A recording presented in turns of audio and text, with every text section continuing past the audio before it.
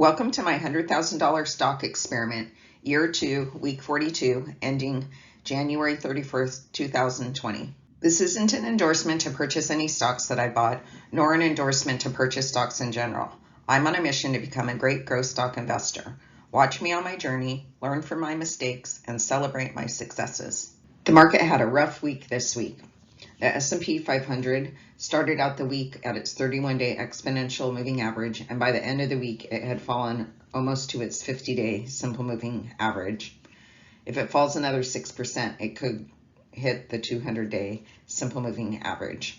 The S&P 500 was down 2.1% this week after being down 1% last week. If you step back and take a wider look at the S&P 500, this is a 2-year chart. You can see that it's had several periods of moving up and several periods of moving down. Number 1 was a long stretch where it was going up, followed by a long stretch at number 2 where it went down, and it went way down, quite a bit below its 200-day moving average. Number 3, it had another nice long uptrend, followed again by a drop at number 4 that pierced the 200-day moving average but didn't stay down there too long. Number 5 was a shorter uptrend, followed by a much steeper and shorter down at number 6. Number 7 was an even shorter uptrend, followed by a shorter drop. Both drops 6 and 8 did not pierce that 200-day. At number 9, we had a long uptrend, and the question is, what's going to happen at number 10? How far are we going to go down, and how long is it going to last? The Russell 2000 was in and below my danger zone all week long. It closed below its 50-day simple moving average, and I think that it could easily fall below the 200-day simple moving average this upcoming week. Look how steep that 8-day simple moving average, that pink line, is at number 1, and it's similar to the slope that we saw back at number 2 that had an 8% drop. This index fell 2.9% this week after falling 2.2% the week before. The volatility index is also concerning. It's above my 16 mark, which I like to see it below that yellow line at 16. The lower the better on this one. It closed the week at 1884. Last week's close was at 1456. So I noticed I didn't record a plan last week, so I can't really compare myself on how I did against my plan. But if I had recorded a plan, it would have looked something like this. I had just over 16,000 in cash. I have my sell rules. My 2 weakest stocks were DIOD and ZTS. And I hadn't identified any stocks that I wanted to buy. So here's what happened in the week. I did make a purchase. I made a B2 of Bill.com, and then I sold almost everything. I had 4 stocks that triggered floors: AMD, CZZ, DIOD, and IPHI. So I didn't have to do any thinking there. And then I got super concerned about the market weakness. So on Thursday, because of the market weakness, I sold 4 stocks. I sold Carlyle Group, I sold FICO, I sold just my B2 and GPN, and then ZTS I also sold. DIOD, this is the first stock that triggered the floor. I sold it on Monday, and I took a loss both in my B1 and my B2. My B1 I held about 4 weeks, and I lost 1.7%. And my B2 I held for 2.5 weeks, and I lost 4.7%. Not sure why this one triggered the floor, but it fell to it and it continued to go down. CZZ. This is a stock that I recently purchased. It was a repurchase of a stock that had triggered the floor previously. This purchase here I held for 2 weeks, and it was down just about 5%. I lost $480 in this. AMD. This stock dropped on earnings and triggered the floor. I sold all of it. I had 3 buys in it, and they all had nice gains. They had better gains the previous week, but it dropped and sold. So my first buy I held for 12.5 weeks, and I had a 31.6% gain in it. My second buy I held for 12.5 weeks and I had a 26% gain. And my third buy I held slightly over 9 weeks and I had a 19% gain. IPHI is my last stock that triggered the floor. I had held this stock for 3.5 weeks and I lost 2.7%, $270. On Thursday, I was concerned about the market weakness. It did not look good. And so I just went in and I sold everything. So ZTS, I had 2 buys in it. My first buy I held for just over 5 weeks and I had about a 4% gain in it.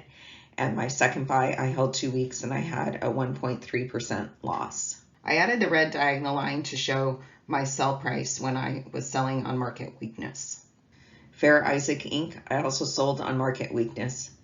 I had made a purchase at number 3. I held that for just over 3 weeks and I had a 2% gain. So that one had a small gain, but at number 1 and 2, just for comparison, I held that in my husband's 401k account and I had one holding for 7 weeks and I was up just about 12%, and one holding for 5.5 weeks and I was up just over 8%. So I had nice gains in this stock in my other account, but not just 2% in this one. Carlyle Group, I had 2 buys in this also. One I held for 2.5 weeks and I had a gain of 1.5%, and one I held for 1.5 weeks and I lost 4%. The market told me to get out, so I got out. Not only did I sell almost all my stocks in my Melissa Method portfolio, but I sold every single stock in my husband's 401k, and I went into my workplace 401k and moved everything to cash. So literally, these are the only 2 stocks that I'm holding right now. Bill.com, which is doing great, and GPN, which has sideways action. Global Payments Inc. This is my weakest holding of my 2 positions. I did raise my floor on this to the 31-day exponential moving average, but I am thinking that I might just go in and sell this stock, take my gain. I've held my B1 for just about 11 weeks and I'm up 8%. And I did sell my B2 in this. So I had held that for 2 weeks and I made $50, 0.8%. Bill.com Holdings. This is an IPO stock. It went public on December 12th. And the day it goes public, it typically has super high volume that skews the rest of the volume. So if you look over in the volume section on the left-hand side, you see that super tall red bar. That's the opening day. So I changed this chart to a 1-month chart so I could look at the more recent volume and not have it skewed by the opening day. I did make a second purchase on Wednesday of this stock. And I did raise my floor for my B1 to the 16-day simple moving average, that diagonal green line. My B2 floor is at 44.98, so it was already above that 16-day simple moving average. I'm thinking of raising my floor to 46.41. That's 1% below the low of the day on number 2. I'm thinking that this stock would be showing weakness if it fell below that point. This stock does have earnings coming up on Thursday after the market close. So I have 2 buys. One I've held for 2.5 weeks and it's up just about 20%. And one I've held for 3 days and it's up just about 3%. So this stock is cooking. So I did take a big loss this week. Stocks that I sold, I lost almost $4,000 in those. And then I have a new purchase that I gained $172 in. And my holdings that I still hold that I held last week, I have a $552 gain. You might say, wow, you took a big loss this week, almost $4,000. But putting this in perspective, all the stocks that I sold, I had a gain of $4,769. It's just that they went down from what they were last week, but I still had a nice gain. Here's the benchmark from the beginning of my experiment, which started April 13, 2018. You can see at the beginning, I went up very quickly and then came down almost as quickly, stabilized a little bit, then went up and came down, and now I'm back up. The goal is to sit at this 148,000 for a while, and then when I start seeing conditions in the market improve, get back in and go back up from there. So here's my current gains for GPN. On GPN, it's only showing my buy 1. I did have a buy 2, but since I sold that, it's not reflected in these numbers here. And then on Bill.com, it's showing the value, my increase in value for my B1 and my B2. So in Bill.com, I have a $2,000 gain, and in GPN, I have an $812 gain. The percentage change for the week, GPN was down 1.7% and Bill.com was up 4.7%.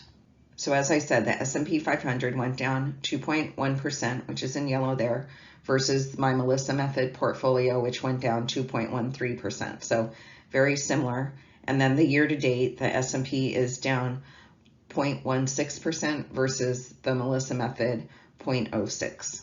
I added cash to my industry breakdown to show you how much I have in cash versus how much I have in stocks. So I have almost $120,000 in cash, and then in Bill.com, that's my largest holding, I have $18,150, and in Global Payments, I have $10,808. So my weekly plan, like always, I'll sell if it triggers a floor, but my likely sell is GPN. And then my buys, I'm going to be waiting for the market to show signs of recovery before I start buying. Thanks for watching. Keep an eye out for my next episode, or better yet, subscribe to my channel, The Melissa Method. Don't forget to hit the bell if you want an alert when I post a new episode.